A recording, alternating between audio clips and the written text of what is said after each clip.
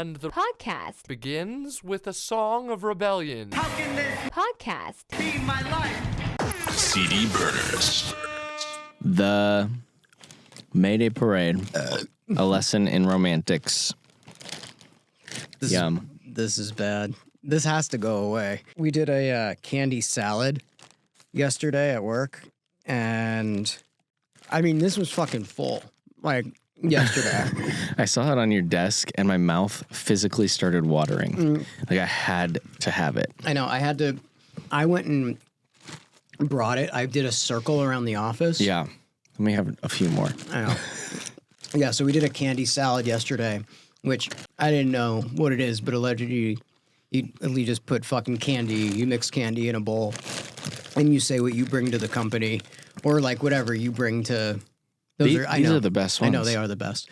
I think this got pretty rated, the watermelon sour That was ones. my pick. No, that one's really good. I didn't know what they wanted, what they were asking, and you're allergic to peanut butter, and I was like, my favorite candy is peanut butter M&Ms. I didn't know. Could have ruined the whole batch. That would have been bad. But anyway, now we got a fucking bag of candy. And we are sugared up. Well, dude, also, I fucking, literally, the day after I started working out, Yeah, sugar. a bag of candy lands on my desk. And obviously, I have no self-control. You know, if it's like right in front of me, I'm going to have to eat it. And I was like fucking feeling so good. Yeah, they put it on your desk, too. Well, I also don't care. People always put trash on my desk. You know, it doesn't bother me.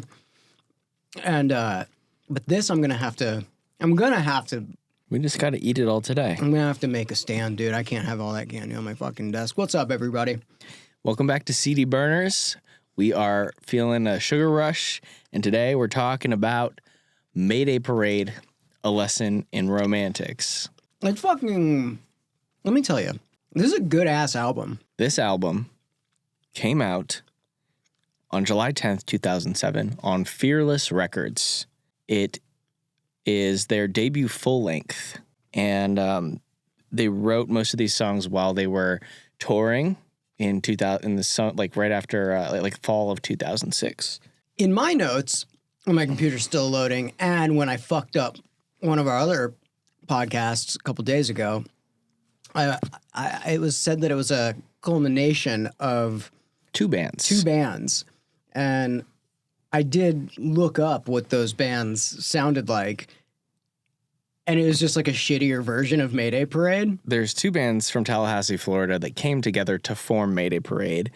One is called Kid Named Chicago. The other one is called Defining Moment. So if you want to hear, let me open my notes because I just restarted this shit. But keep it going because I'll play both of those bands for us right now. Okay, so Kid Named Chicago featured vocalist and guitarist Jason Lancaster. Alex Garcia was the guitarist for Kid Named Chicago, and drummer Jake Bundrick.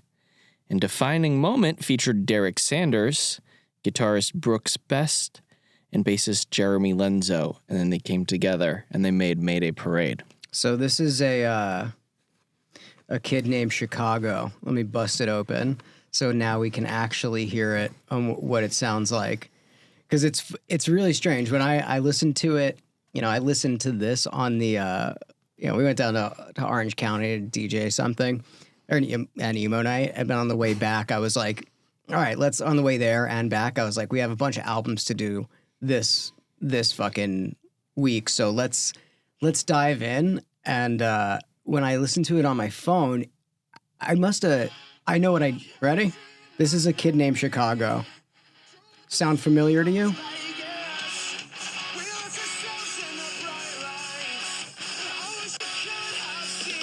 They do an extended, it's pretty much the same, and then there's an extended bridge or some shit like that, where it's like, you're like, oh yeah, they made this song better. They obviously took the song and made it better. Well, this song... it should have gone in... it should have gone into something else right there. This song was not originally included in this batch of songs for this album. I think they submitted everything to Fearless Records, and then they were kind of like, you got anything else? What Fearless was? Yeah. And then they were like, well, we have this song from our other band, Kid Named Chicago. Well, it's crazy. They submitted everything else, and Fearless was like, "All right, there's no like hit on this one." I don't know if they said that flat out to the band. They were, but that's probably the gist of it. Like they were kind of like, well, "You got anything else in there? What do you got?" Great call, Fearless Records. But while there are some hits on that album already without that song, so it's good that they were like, "Hey, add another one," because you can just stack hit upon hit upon hit. But I mean, great job, them. But there's already fucking tons of good songs on that album. Yeah. I mean, this album is really interesting, especially like Mayday Parade at this time is extremely interesting because they had two main vocalists, Derek Sanders and Jason Lancaster. They were splitting the duties 50-50. Yeah, and one of those dudes left, right? So Jason made this album with them and then dipped out pretty shortly after, and he never really got to tour it. And Mayday kind of blew up. Like he set Mayday up for success, and then they parted ways. Did you look into why that he left? The main rumor that I saw online was that yeah. The main rumor that I saw online is that he was a little bit miffed about writing credit. Yeah, the writing credits. Which I mean, I don't know. It's like unconfirmed. Yeah, but like at the time, dude, you don't even have a fucking album yet. It's like chill the fuck out a little bit. I mean, I don't know. You never know what really happened. But dude, honestly, I would love to get Jason for an interview. This is what I was texting you last night, and we can dive in later on to where Jason Lancaster is now. But he would be such a cool interview for this pod. I don't know if it's gonna happen.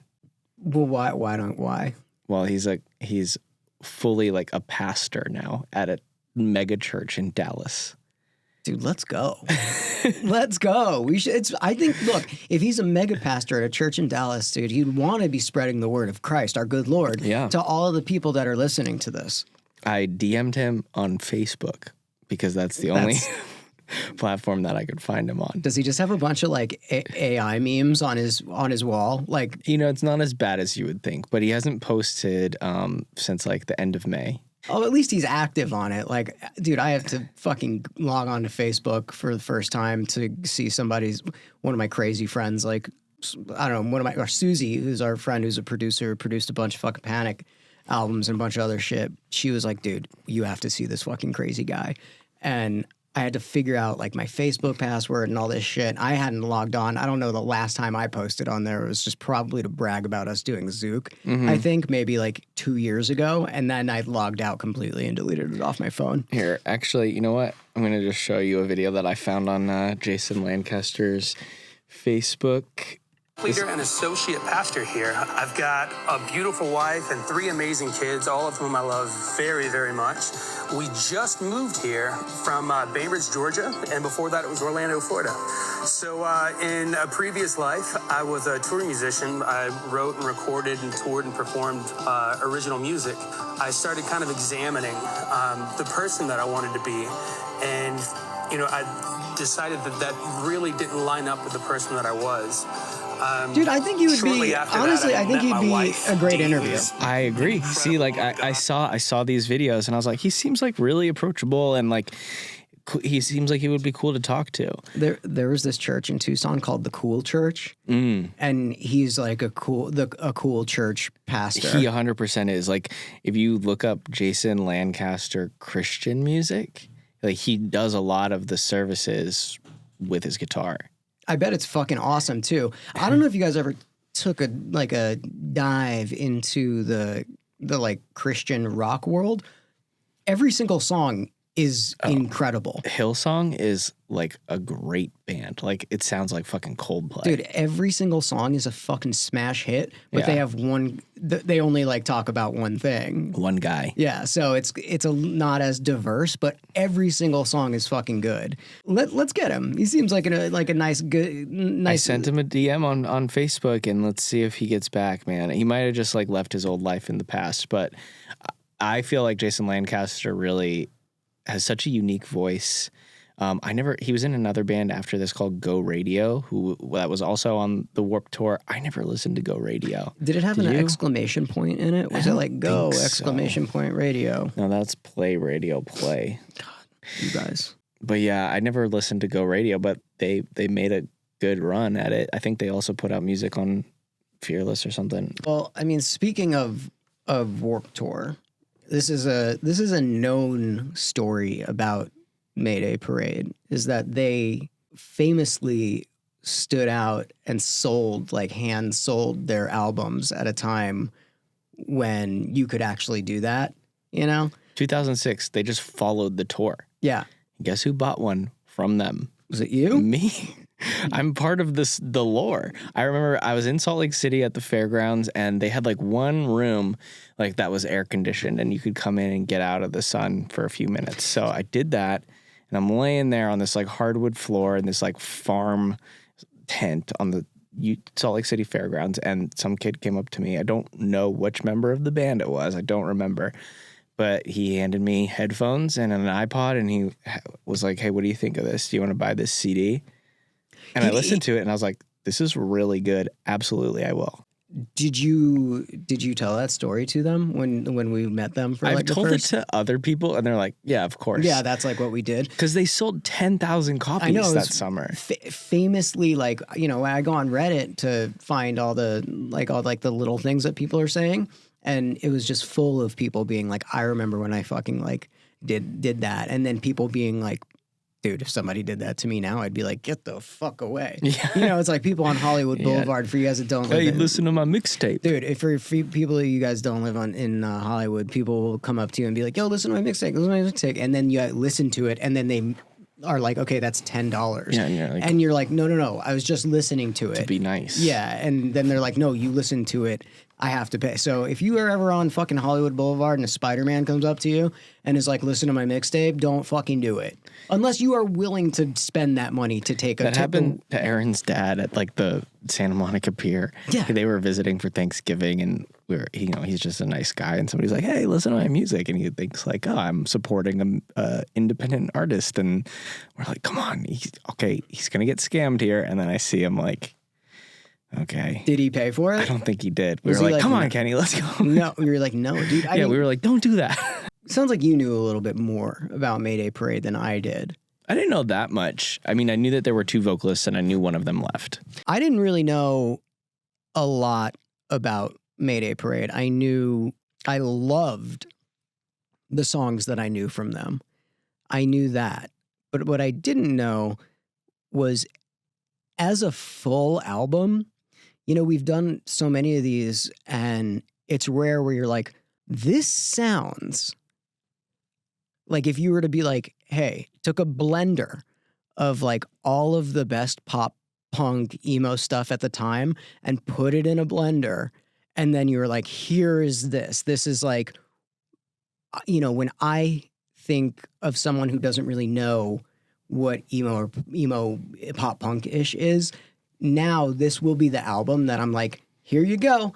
This is kind of what it sounded like. Totally. I think it does such a good job of kind of encompassing all of it in a way that's really palatable. Like the songs are good and digestible, and then they even have a fucking... Okay, keep going. No, you're waxing poetic. Am I? As they say. Well, and they even have this... They do have this thing, like, they have one song on the album that not every band gets one of these. Which one?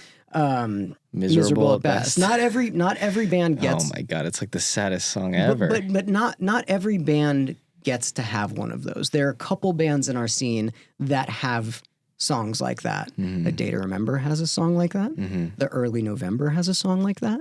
Where you're like, they take a chance on like a slower, like kind of piano-driven-ish song, and either you can really shit the bed on one of those or knock it out of the park. This one is so fucking good. It's probably like the best one. It's so good.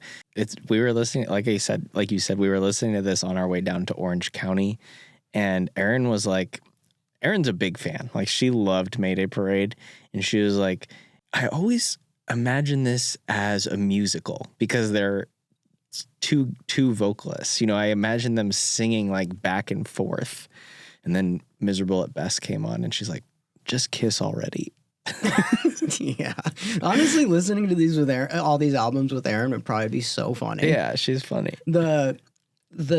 I didn't realize, like, I knew that I liked it. And, you know, coming off of listening, like, another album we listened to on the way, that I listened to on the way down, this was one of those albums that sounded really good, like, sonically sounded really good. And I really appreciated that after I heard the album that we listened to before, which in my opinion sounded really thin. And these guys kind of get stacked on with that band a bunch. So in my opinion, I think that this is just a very well-rounded album of what the scene sounded like at that time.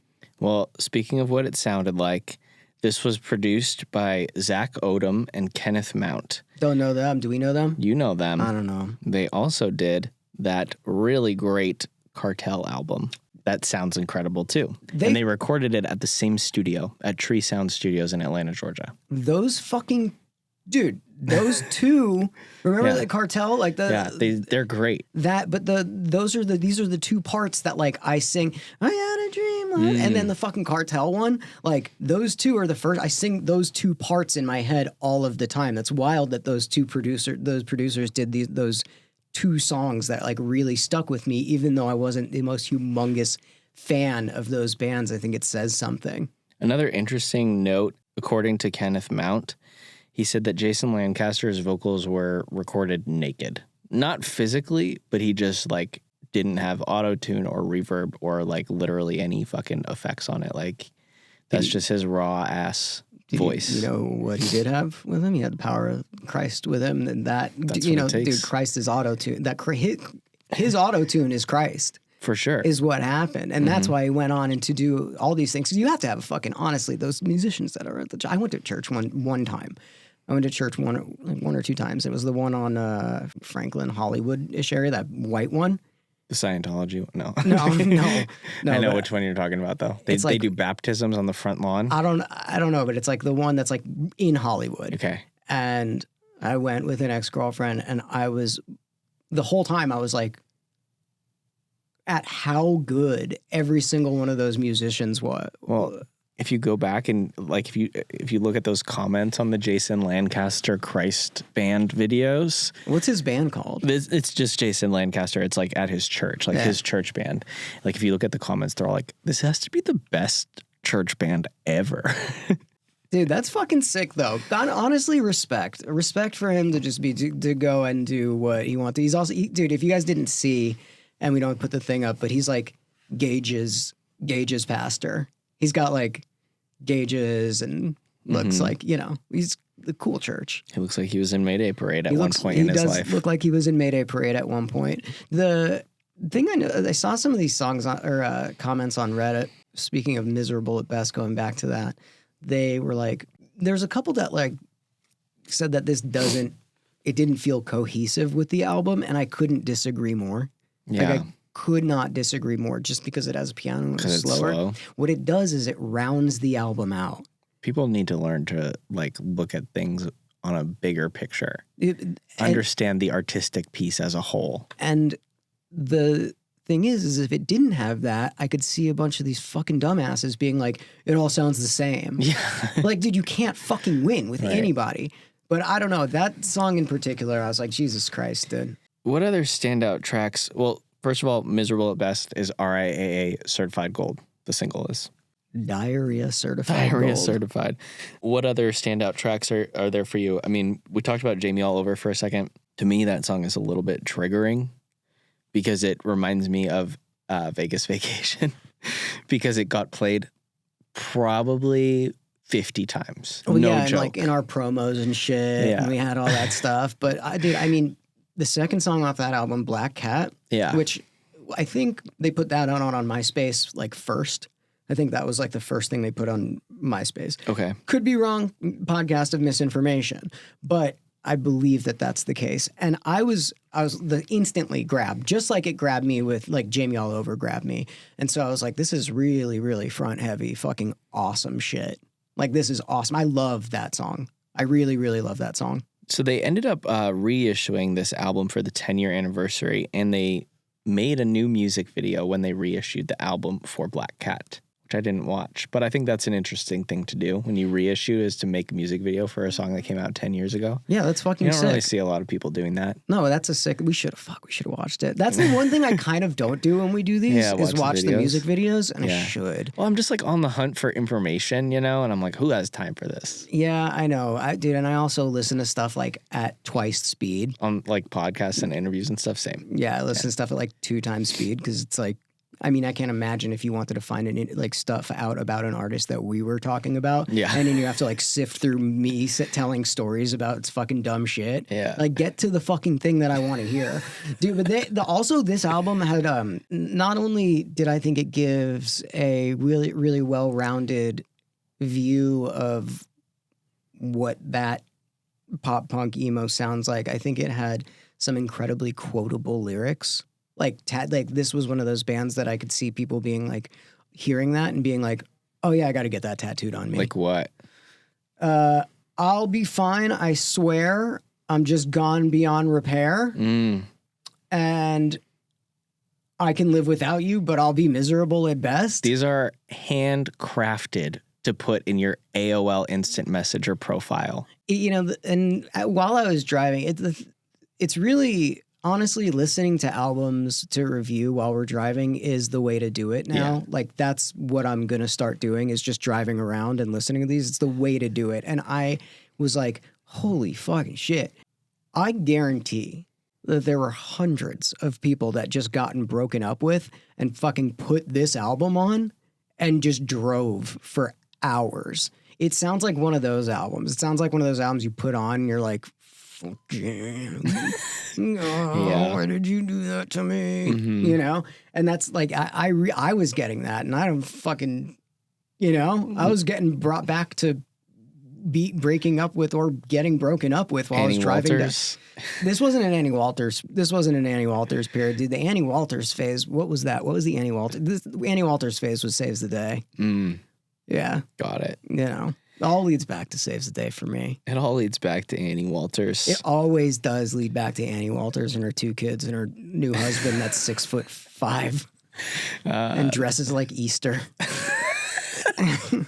She went as far away from me as possible. Yeah. She was like, I whatever that opposite is, I want the opposite of that. And then I was so bad that she was like, I'm going to fucking marry this person. Wow. Yeah. So good for her, Annie Walters. And she still gets her hair cut by my mom. Or your mom still gets her hair cut by her. Yeah. And then my mom will like tell her a bunch of shit about me. And I'm like, stop telling her shit.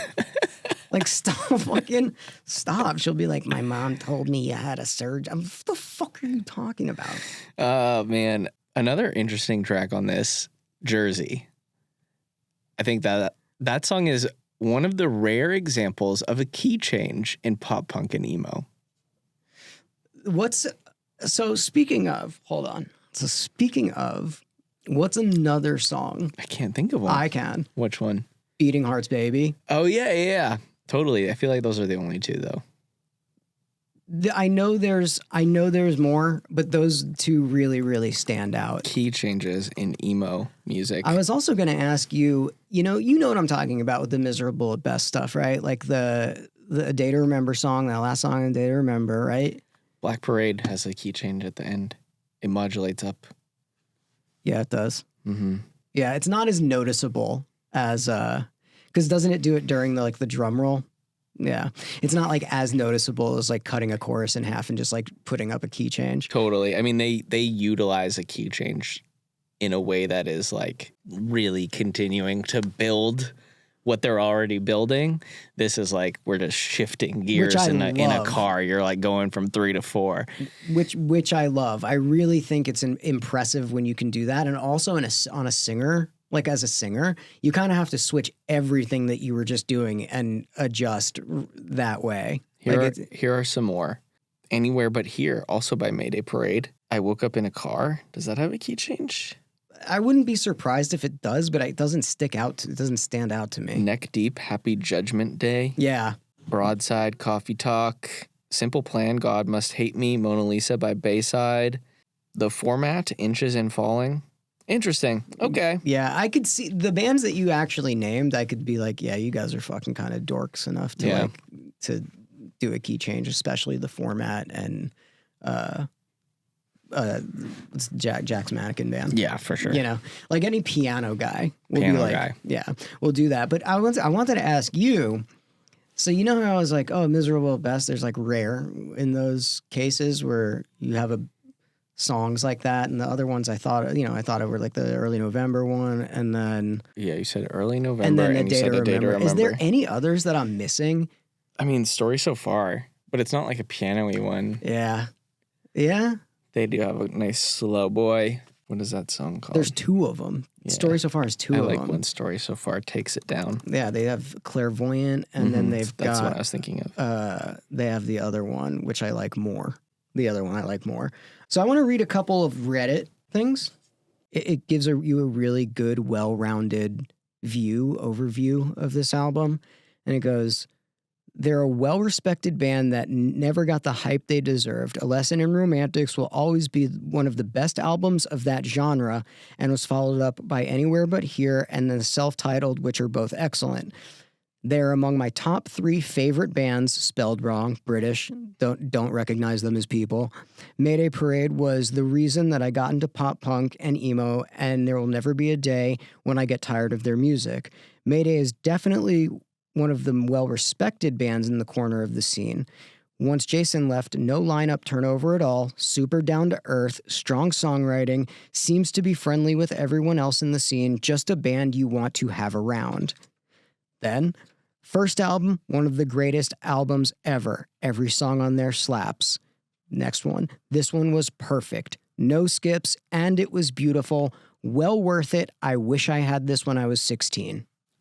I had it when I was 16. No, man. It was great. I don't know. I remember, 32. dude, that EP that I bought at Warped Tour lived in my Jeep Cherokee.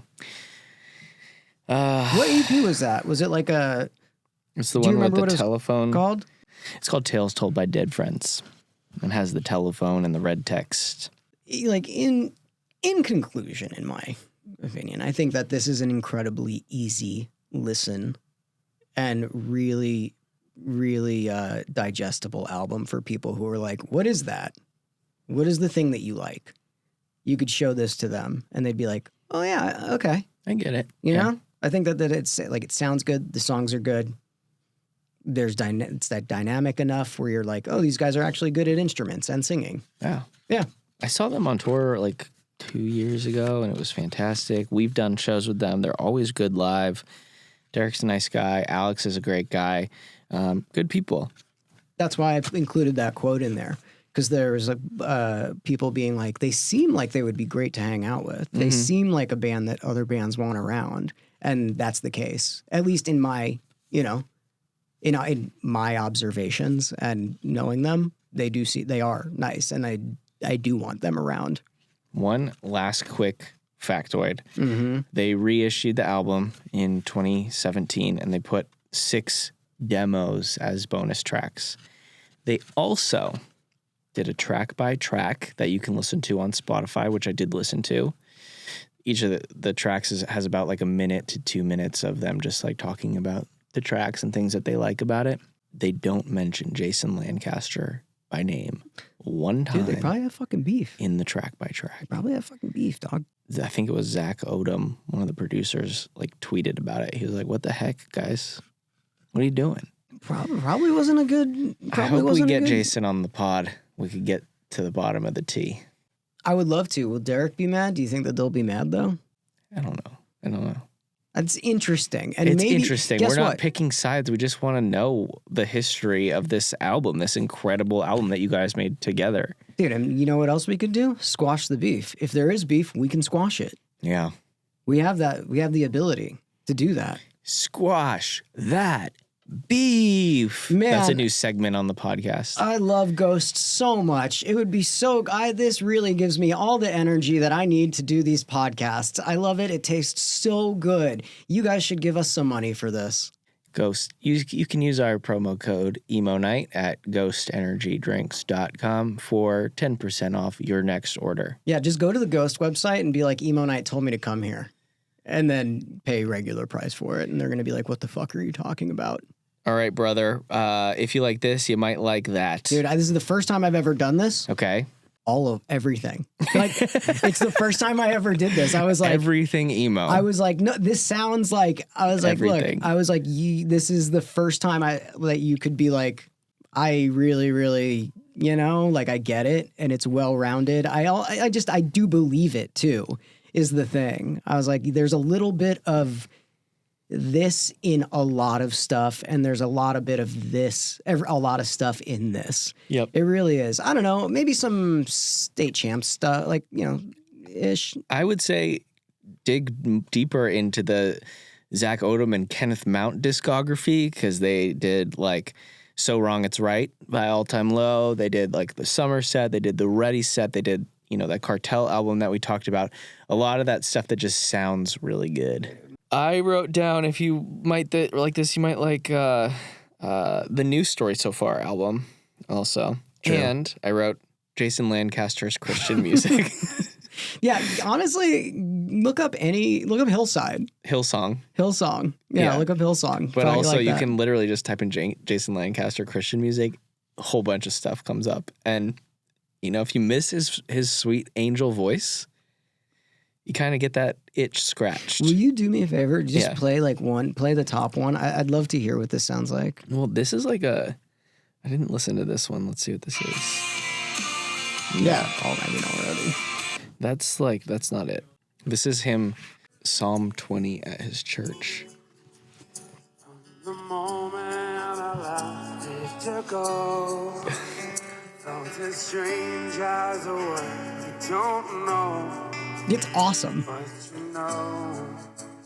I was always miserable at best. Jamie, don't cry. Yeah, like it's fucking so good. It's really good. All right, guys, thank you so much for listening to CD Burners. We'll be back next week with another episode. If you liked this episode, make sure to leave us a review on iTunes or Spotify. Give us a subscribe. I've never plugged before, but help your boys out a little bit and go buy a Ghost energy drink. This is so good. Yum. I love it. Honestly, no, I have had it the last like 2 Yeah, you're hooked now. Shows, and I'm literally like it. So you guys should literally give us some money to do this. We have to pay the camera people. We do. We're losing money here, and we have to pay Jason Lancaster for his tell-all interview. We have to donate to the Church of Christ. Yeah, should I tell him we'll donate? Yeah. Okay. All right, guys. Thank you so much. We'll see you soon. Bye. Guys, please welcome to the podcast, Mr. Derek Sanders from Mayday Parade. Thanks for being on CD Burners. We took a close listen to A Lesson in Romantics and kind of did a deep dive on this album. And fucking phenomenal album. Genre defining, I would say. Dude, we usually at the end of every episode, we're like, what would you recommend to people that, who haven't heard or want to listen to something like it? And I had nothing. I was like, everything. I don't know. It's awesome. I had nothing like nothing like very specific. I was like, it really feels like a whole thing. We kind of like to like get in the mind of, you guys and give everybody a little bit of a sense of what that year was like for you and how you guys were feeling at the time. So, how were you and the band feeling at the time, being so young, excited and scared, and like, look, walk us kind of through like an average day of you guys in your mind and what you guys were doing when this album was being recorded and released. For sure. Okay. Yeah. Well, first of all, thank you guys for having me, and thank you for the kind words. And genre defining that's incredibly probably too kind, but I really appreciate it. And so I mean, obviously this was quite some time ago. It was in late 2006. Oh no, I'm sorry. It was very early 2007 when we recorded this album. I would have been 20 years old. And, whenever we started this band, it was kind of like we were in turbo gear, like right from the start, because this band was kind of the culmination of other bands that came together to form this one. And we kind of took everything we had learned. And now it was like, the music's in the right place. We have the right people doing this, and we kind of just like hit the ground running. And so that first, I guess it was just a little over a year of us being a band before we went into the studio and recorded Lesson Romantics. And that whole year was pretty packed with, writing and recording the first EP and following Warped Tour, and then just writing. I mean, that was our job. Like, we would get together at least 5 days a week, and I'm sure weekends as well sometimes, out at Cabbage's parents' house, and just we'd be out there all day writing. We had gotten signed to Fearless Records, who put out the EP, and of course wanted to do a full length.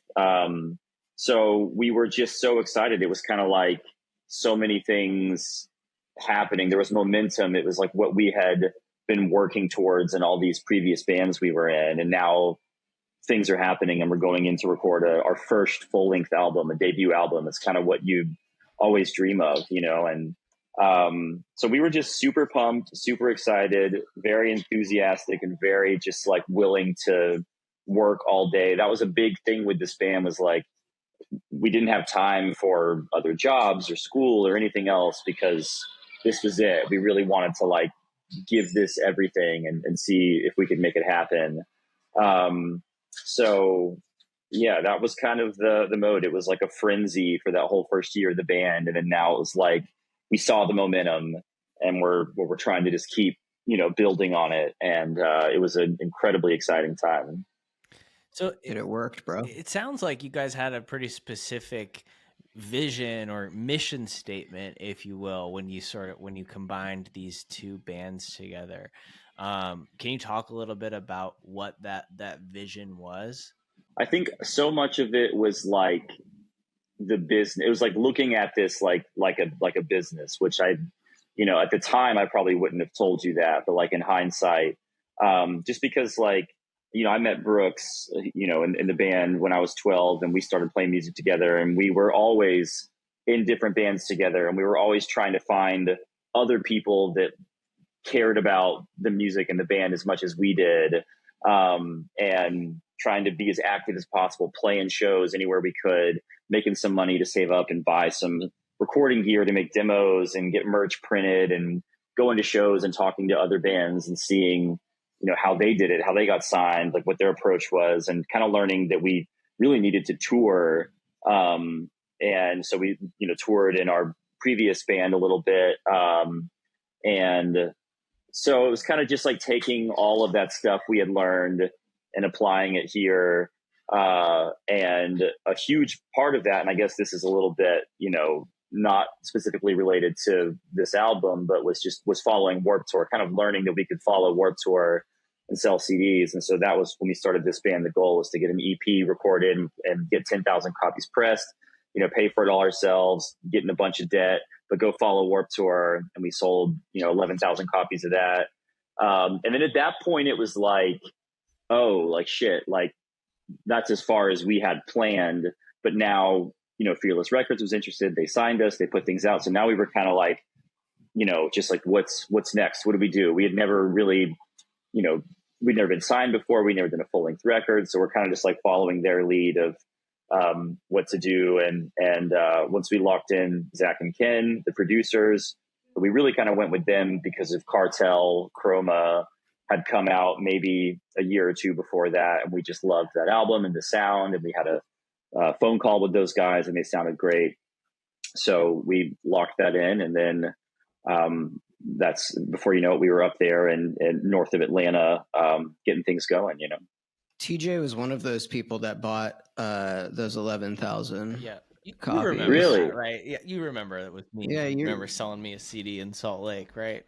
Yeah, that's amazing, man. That's amazing. Every single person that did it. Everyone. That was like one of those stories that was really very, very different from a lot of the artists that we've been going over. You guys really went out there and did it, and really saw that that was the way to get yourself in front of people at that time.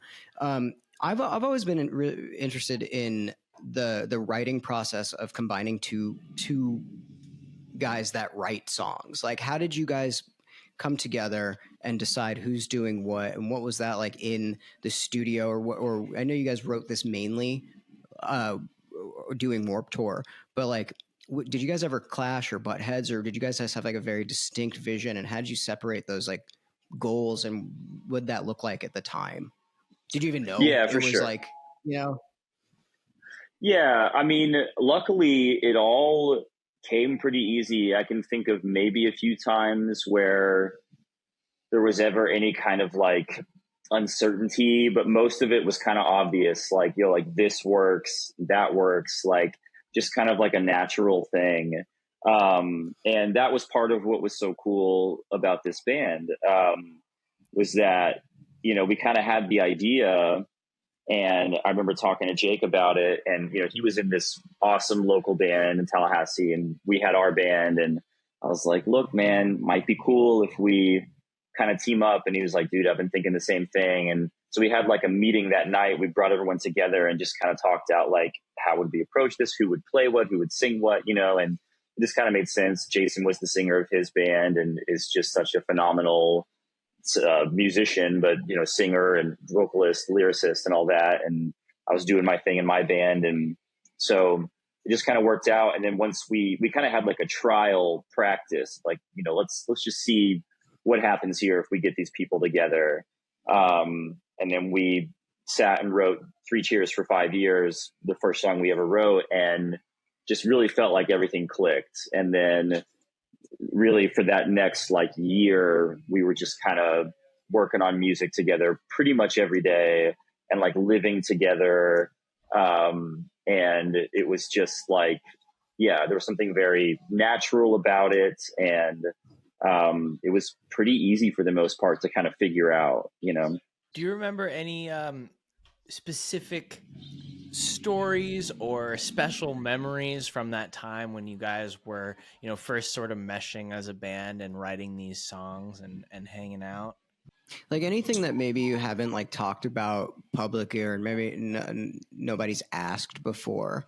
It's like I think that we really, really try and get in the minds and like give people, who maybe weren't there, kind of a look and feel of what this was like. And there's like something that's like special to you, Yeah. Doesn't have to be Yeah, like, for huge. sure.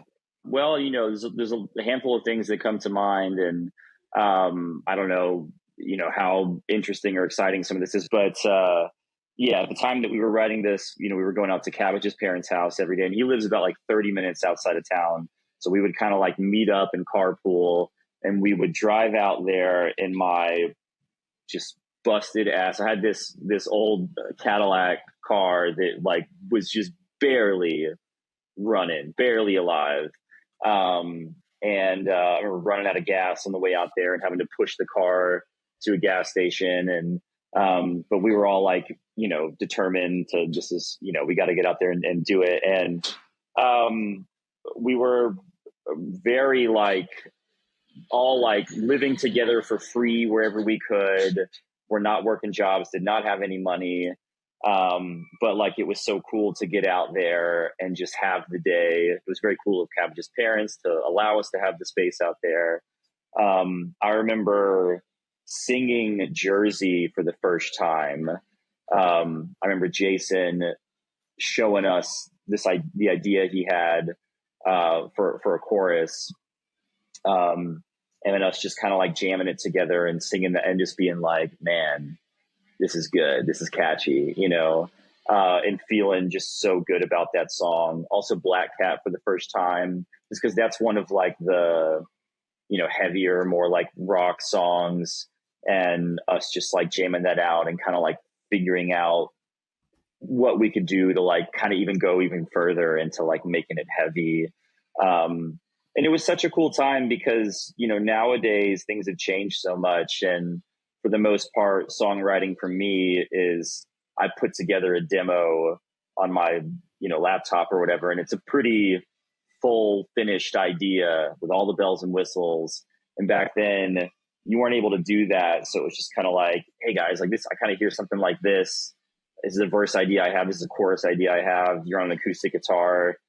Then everyone just kind of picks up on that. We start putting it together, and it was a much more kind of collaborative process. And as a lot of these songs were coming together, it just felt really good, and it was really exciting. And it was, hard to know whether this was like, I don't know. We didn't know, of course, that it was going to go on to do what it has, and I don't think we had any expectation of that. But we just had such a good time, and there's something magical about it that, like, I still wish we could get back to like doing more of the get together with everyone and just work on music in that same way. Dude, it always like starts, like I think anybody who's around our age and has played in bands, it like kind of always just starts with an acoustic guitar and bringing like Yeah. and being together. I mean, that's really what it was like for me. And I think it's probably a lot, it is very different these days. Like now it's people can like write a song in a day on a computer. You guys should just toss the computers out and do a fucking another write acoustic guitar, like writing session and see what happens. Dude, we were listening to, I was driving down to Orange County and listening to this whole album. And I was like, fuck, dude, this is the album that I can see every single person that had just gotten broken up with listening to. Like every single song, and it takes you through a really, really wild journey. And there's Miserable at Best is there's a couple of songs in this scene that do that. A Day to Remember, that fucking slow one with like that one does it. The Early November does it. I don't know. Weren't you guys like hesitant about putting that song on the album? Miserable at Best. Yeah. Well, it was such like, it came together so late. Whenever, I think like literally we were in this, we had gone to the studio, we were doing pre-production. We didn't know, we had probably, if I had to guess, around like 16 or 17 song ideas. Most of them were pretty well finished, and a couple of them were still just like, this is an idea.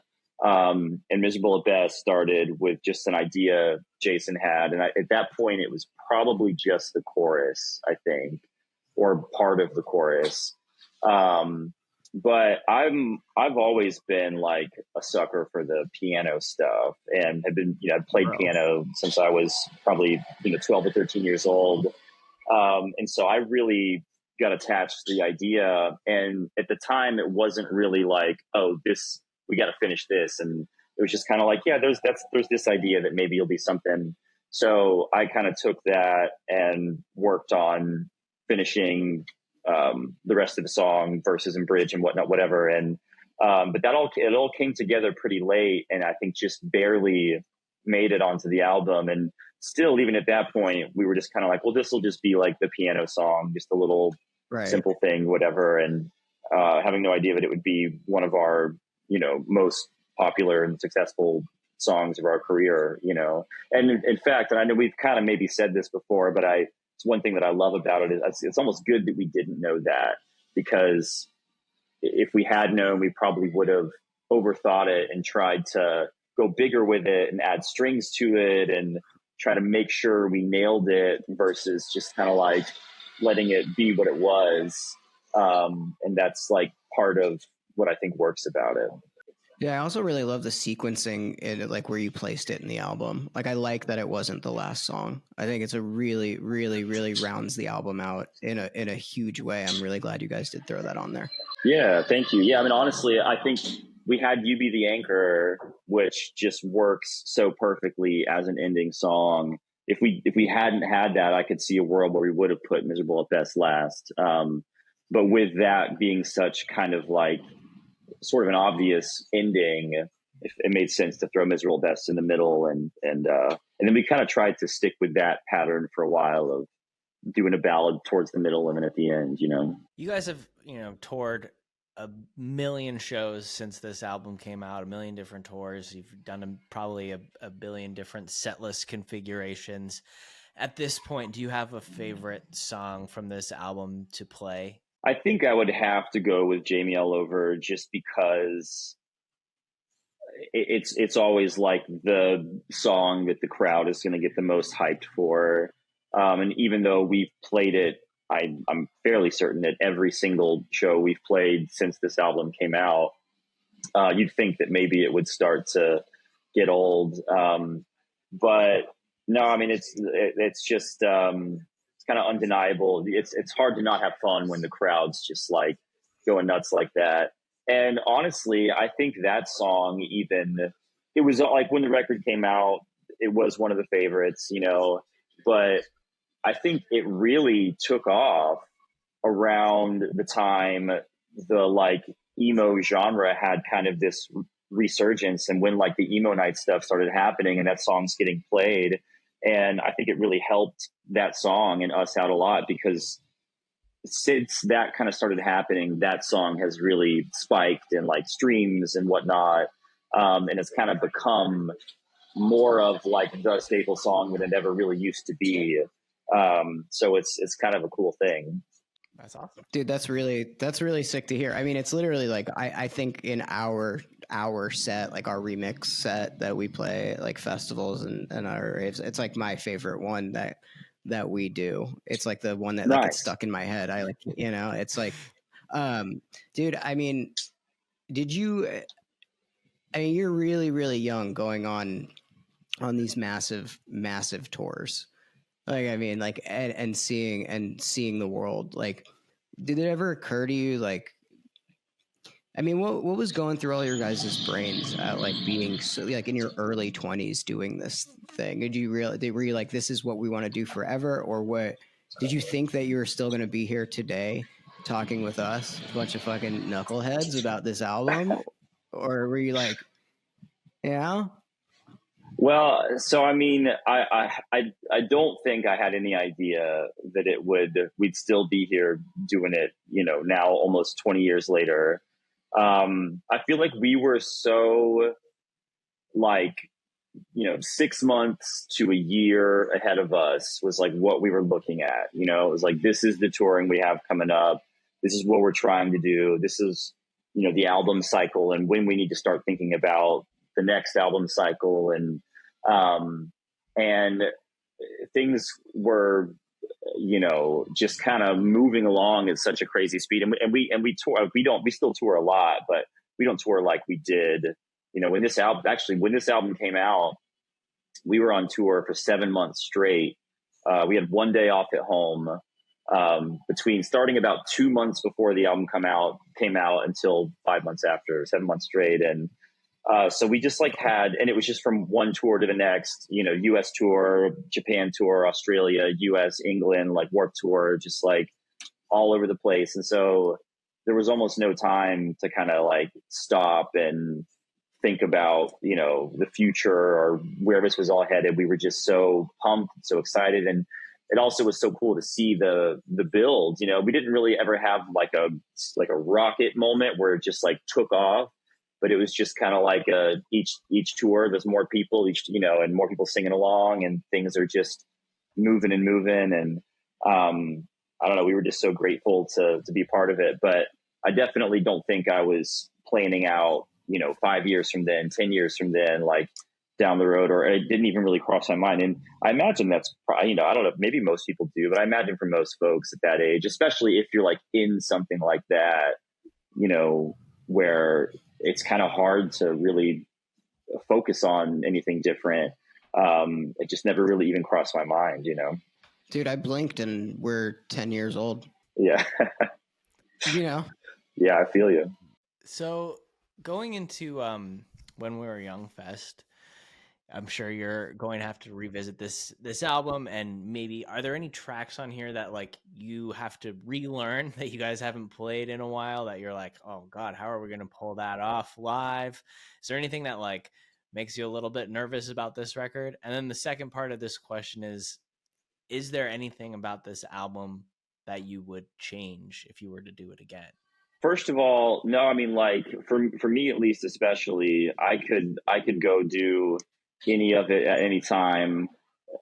For the guys, they might, you know, need to just kind of brush up a little bit for songs we haven't played in a while. But that's like, this is the album that would be the easiest for us to do, because, you know, we pretty much played all of these songs a good bit when the album came out. As you start putting out more and more stuff, it's like, there's songs on albums that we've never played live ever, you know, and it'd be tricky to kind of figure out, okay, how are we going to do this live? But we have done that for all these songs. We did the 10-year anniversary tour. I guess 7 years ago, whatever that was. So we've it's pretty familiar territory, playing these songs live. Thankfully, because obviously we'll be doing it coming up when we were young. And as far as anything that I would change, I really don't think so. Because, even if there was anything that I thought, oh, it would have been cool if we did this or that or whatever, it's who knows how it all would have happened and how it would have gone. And even any, minor conflict or uncomfortableness or whatever that happened in the process was a learning experience. And obviously it's done, this album has done so much for us and has done so well for us. So I don't think I would change anything. That's the right answer. I like that. Yeah, that's the right one. Well, dude, I mean, that's what I got. I really, this album really kind of tied a lot of things in a nice little bow for me, at least, having to review so many, not review, but go over so many albums. It really felt like I could give this to somebody who's never heard what emo or pop punk was and be like, here you go, and have them totally get it. So I really, I think TJ and I both agree. Really, you guys really nailed it, and it is a really fantastic album compared to a lot of the other albums we do. Yeah, we see. There's been some rough ones, dude.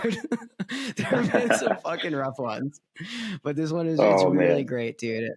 And congratulations and on everything, and we're grateful to be a tiny little part in something that you guys have built. So yeah, for sure. Well, thank you, man. That's so kind. And it's so wild to me to even think about it that way. And I know everyone kind of has their albums like that, and for me, Taking Back Sunday, Tell All Your Friends, and Saves the Day, Stay What You Are, and really, I could go on a list of so many of these albums that just mean so much to me, and I feel like mean so much to the emo scene or whatever, at the time, the culture, my friends, the people that I grew up with and interacted with, and to have something that maybe is somewhat similar or whatever is just, it's such a crazy thing, and it's such an honor, and I'm so happy to be a part of something that